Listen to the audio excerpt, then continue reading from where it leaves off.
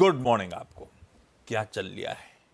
जो चल लिया है वो तो आपने बता ही दिया है क्या चल लिया है, मगर हाँ फुल ब्लोन टैरिफ वॉर तो है, ये तो आप सही कह रहे थे। और अभी कुछ ही समय पहले मैं डोनाल्ड ट्रंप को सुन भी रहा था, वो एक रिपब्लिकन एनआरसीसी कन्वेंशन में रोज बोलने लगे हैं। संबोधन दे रहे थे। वो तो बोलते ही है, और वो बार बार एयरफोर्स वन में बैठते नहीं है, रिपोर्टर को संबोधित करते हैं, वाट लग जाती है। पर आज तो एयरफोर्स वन में बैठे बगैर संबोधित कर रहे थे। मामला है? और वहां पर उन्होंने कह दिया है कि सारे देश जो है वो मेरे आगे आकर गिड़गिड़ा रहे हैं कि हमारे साथ डील करिए, हमारे साथ डील करिए, वगैरह वगैरह। तो एक ब्लॉग बना लेना। फार्मा सेक्टर में भी उन्होंने कहा कि बहुत जल्द मेजर टैरिफ्स लगाने की जो है उनकी योजना है, ये भी उन्होंने कहा।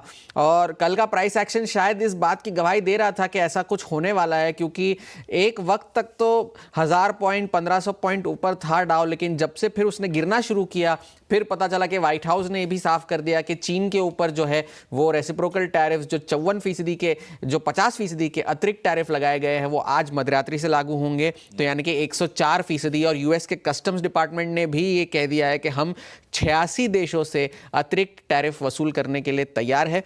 ये उन्होंने कल साफ कर दिया। अब S&P 500 कल के प्राइस एक्शन के बाद फिर से बेयर मार्केट की कगार पर है, और कल भी बेहद फ्रेंजीड ट्रेडिंग जिसे आप कहते हैं ना, उस तरह की ट्रेडिंग चल रही थी वॉल स्ट्रीट पर भी। लगभग 23 बिलियन शेयर्स का वॉल्यूम था कल, यानी कि आप यूं कह लीजिए लगभग 2500 करोड़ शेयर का वॉल्यूम था कल के सेशन में। और ये भी उन्होंने कहा, यूरोप ने भी कल ये ऐलान किया है कि हम ये नेगोशिएट करने के लिए तो तैयार है, लेकिन साथ ही साथ रिटेलिएट करने के लिए भी तैयार है, तो आप हमें कम ना आकिएगा।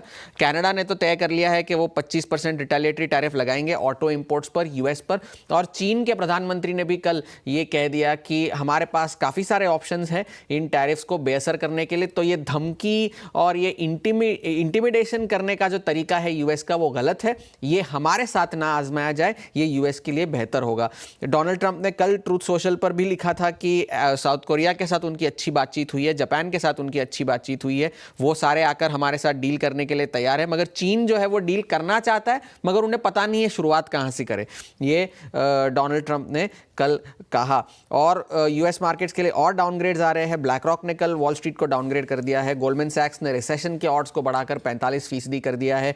और ये भी उन्होंने कहा कि ये जो हाल फिलहाल की जो गिरावट है वो एक सिक्लिकल बेयर मार्केट बनने का डर है, ये गोल्डमैन सैक्स ने चेतावनी दी है। और सिक्लिकल बेयर मार्केट आम तौर पर गोल्डमैन सैक्स के मुताबिक 2 साल तक चलता है, ये उन्होंने चेताया है। यूबीएस ने कल ये कहा कि फिलहाल तो फेड ने कोई ऐसा इंटरवेंशन नहीं किया है, लेकिन अगर S&P 500 इन स्तरों से और 5 से 10% गिरे तो शायद फेड ब्याज दरें काटने पर मजबूर हो सकता है, ये यूबीएस ने कहा। नजर आपको रखनी है क्रूड पर। कल की ज़बरदस्त गिरावट के बाद और आज ज़बरदस्त गिरावट आई है। WTI अब $56 तक आ चुका है। गोल्डमैन सैक्स ने तो ये कहा है कि अंडर एक्सट्रीम सर्कमस्टेंसेस शायद वो $40 तक भी जा सकता है, ये कल की उनकी एक नोट थी। और ब्रेंट तो है ही $60 के आसपास। बॉन्ड्स पर आप नजर रखिएगा, क्योंकि जो यील्ड है वो 4.3% पर जा चुकी है, तो वो बढ़ती जा रही है 10 ईयर की। आज बेसिकली सब सेफ्टी की तरफ भाग रहे हैं। अगर बॉन्ड लॉन्ग टर्म जो बॉन्ड्स है उनकी डिमांड बहुत कम है। कल जो लॉन्ग टर्म बॉन्ड्स का ऑक्शन हुआ वहां पर डिमांड बहुत कमजोर थी।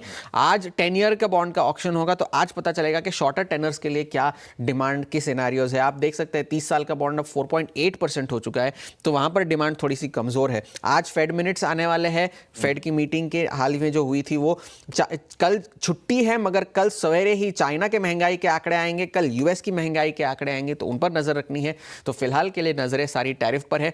चीन क्या जवाब देता है उस पर ज्यादा ध्यान देने की जरूरत है। सही है, ऐसे बाजार में छुट्टी की अहमियत बढ़ जाती है ना।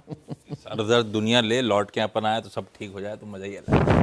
ऐसा होगा नहीं थी जल्दी, लेकिन यह है ग्लोब के संकेत। दिक्कतें हैं, नई टैरिफ्स लगती हुई, चाइना यूएस के का माहौल देखते हुए फुल ब्लोन ट्रेड वॉर का डर वो भाव में दिख रहा है। और वो कल भी सेशन के दौरान अनसर्टनिटी जैसी फीलिंग तो थी, सबको पता था चाइना रिटेलिएट कर जो कर चुका है वो रोल बैक तो करेगा नहीं, तो मामला थोड़ा सा गड़बड़ाता हुआ। खैर, अपने लिए एक इंपॉर्टेंट डोमेस्टिक ट्रिगर है, उस पर आता हूं। कितना टाइम